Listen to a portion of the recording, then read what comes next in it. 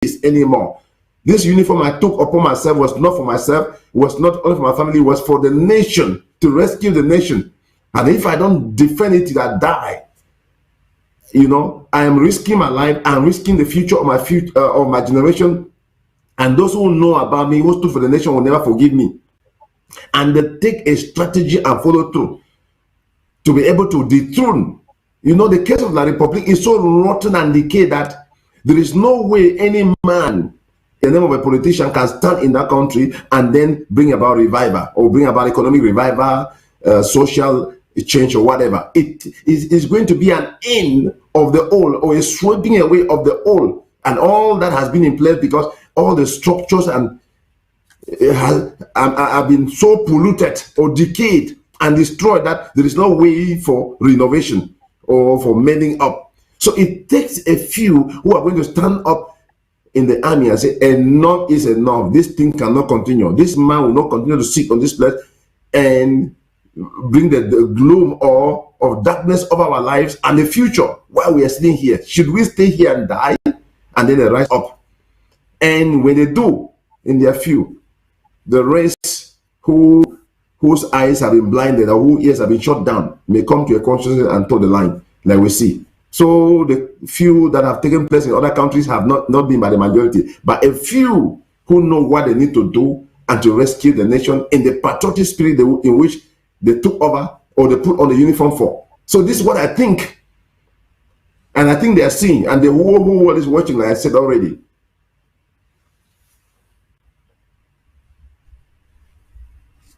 Digging into that, because what I really cannot get is the fact that you find a group of old, mostly very old, corrupt people who have just taken that country hostage.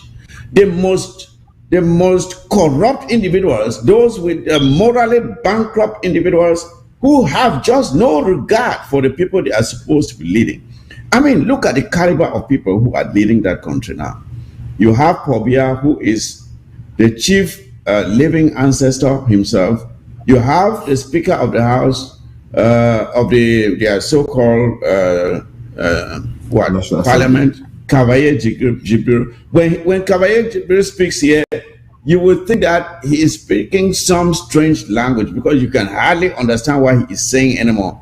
Then you have the other one, Nyad Jifenji, in the president of the Senate or whatever.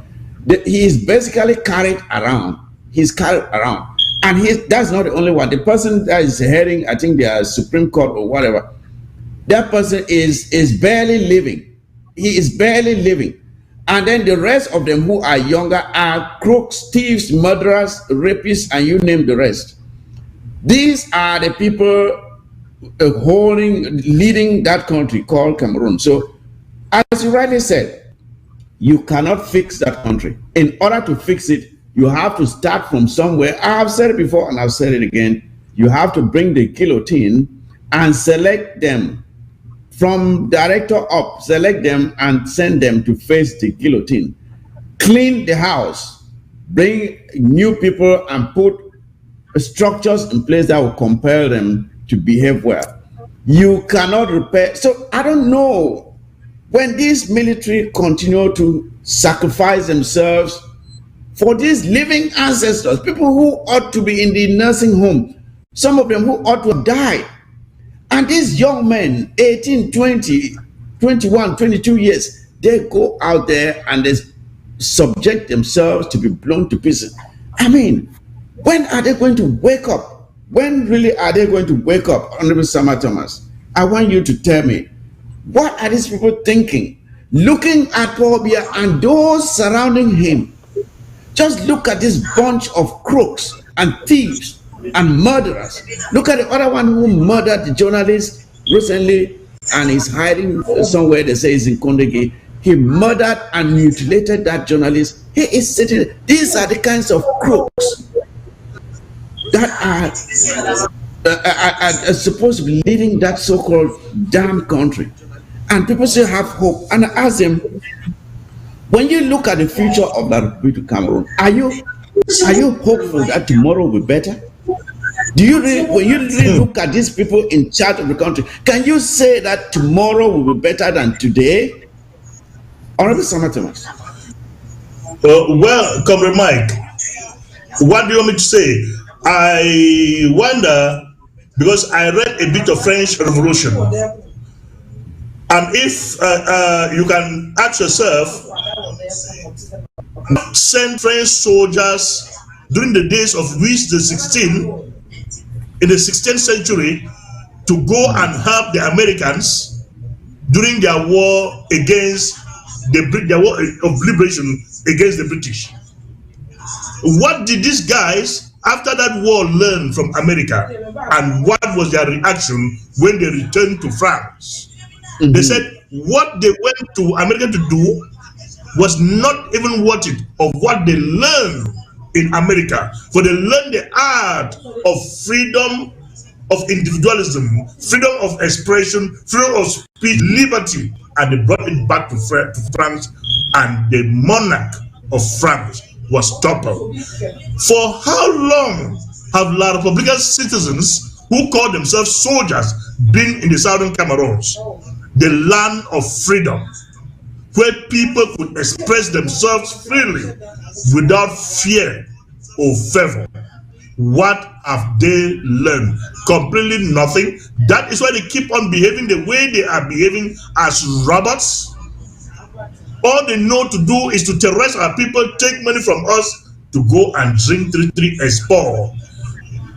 I wonder if you watch the pictures that were out from La Republique, when they said Paul Biya did a cabinet reshufflement just within the military rank and file. Mm-hmm. That type of an army or security sector in La Republique, that is an elitist army or security. What are you expecting? They will fight and die to protect their master so as to be at the helm of things. They will never learn anything. The freedom does not exist. For freedom to these people is freedom. Ranks any other person that is not rights are trampled upon is right for them to do same. That is why France is still in Africa, thinking that the colonial era is still to be implemented till today. They will not leave, for Africa is their fiefdom, and they can choose to do whatever they want to do in Africa without being questioned. That is exactly what La Republique is perpetrating in Southern Cameroons. But that is their graveyard. If they will not leave, I promise them that is their graveyard. For they refuse to learn anything, and a fly that refuses to hear "get away from this place," or a chicken, it will hear "bam." They are getting back on. They are getting back on sacks. Soon they will not be flown back or taken back to their places in bags, but they will be buried or abandoned on the streets of Southern Cameroon for dogs to eat them, for they will never learn anything.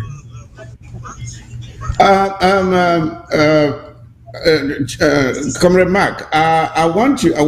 When we look at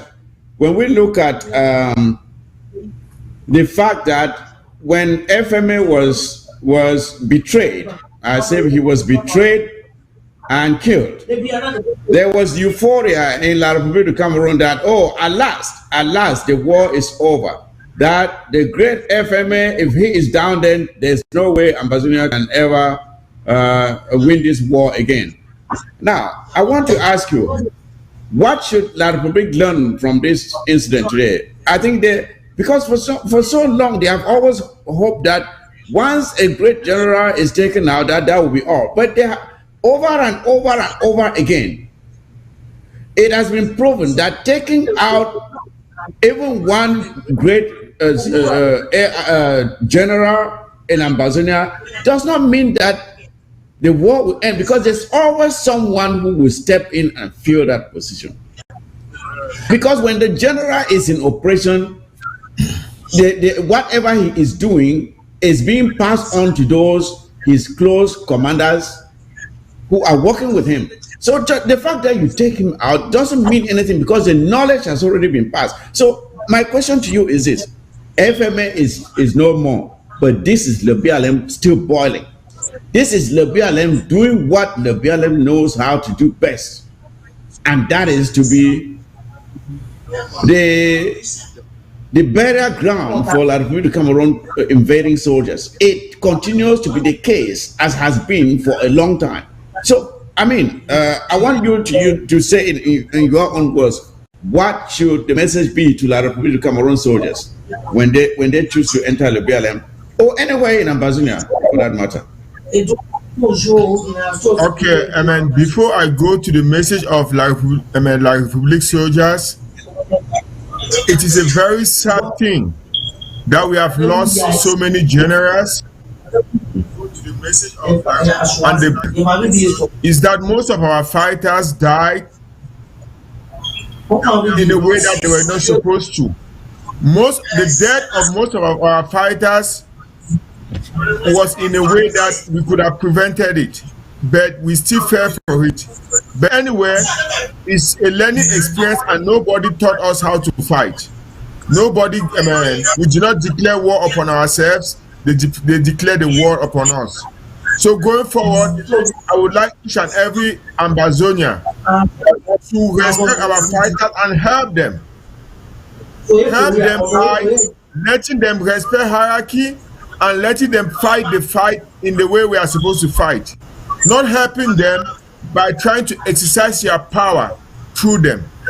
Because most of our fighters has lost their lives, not because of the bravery of La Republique, but because of some of us who are trying to exercise our power through them. Back to your question.